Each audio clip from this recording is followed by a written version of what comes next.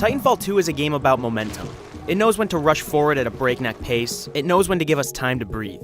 Both in its single-player campaign and its multiplayer modes, Titanfall 2 has a more measured pace than its predecessor, making the build-up to its climactic battles just as enticing as the events themselves. It's every bit as kinetic and fluid as the first Titanfall, but in many respects, it's a much better shooter. As with the first game from Respawn Entertainment, Titanfall 2 revolves around two layers of combat: conventional firefights between human combatants and clashes between massive bipedal mechs.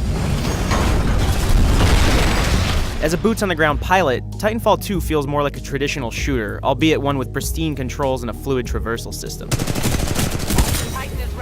Then it comes time to call in your mechanical ally from orbit, and everything changes. Because it's when these two layers engage in a tug-of-war that Titanfall 2 reveals its true brilliance.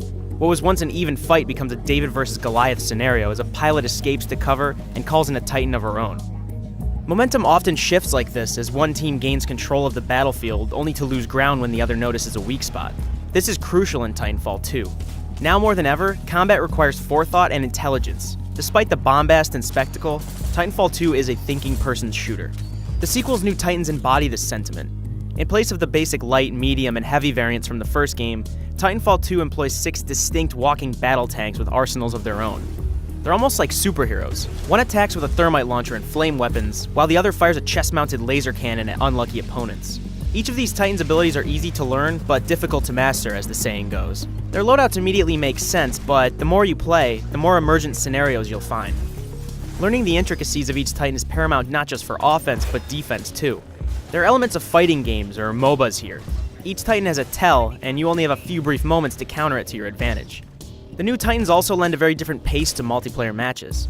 While the first Titanfall was always cranked up to 11, so to speak, with smaller maps and cookie-cutter Titan variants focused on dealing damage, Titanfall 2 understands the value of breathing room. It doesn't burn you out with an onslaught of firefights. Its maps are focused on exterior environments, and are often on the larger, wider side, giving you time to plan out your attack based on your Titan loadouts. Each multiplayer mode facilitates Titanfall 2's interwoven combat systems, but also twists the formula in creative ways. Bounty Hunt is my favorite. You gain currency by killing the enemy team and AI grunts that litter the map, and at the end of each wave, you're given the chance to deposit your loot in banks. The thing is, the other team is doing the same thing. It's a frantic game of cat and mouse that increases in tension as the banks open and players rush to gain points. That expert attention to pacing and momentum carries over into Titanfall 2's single-player mode as well.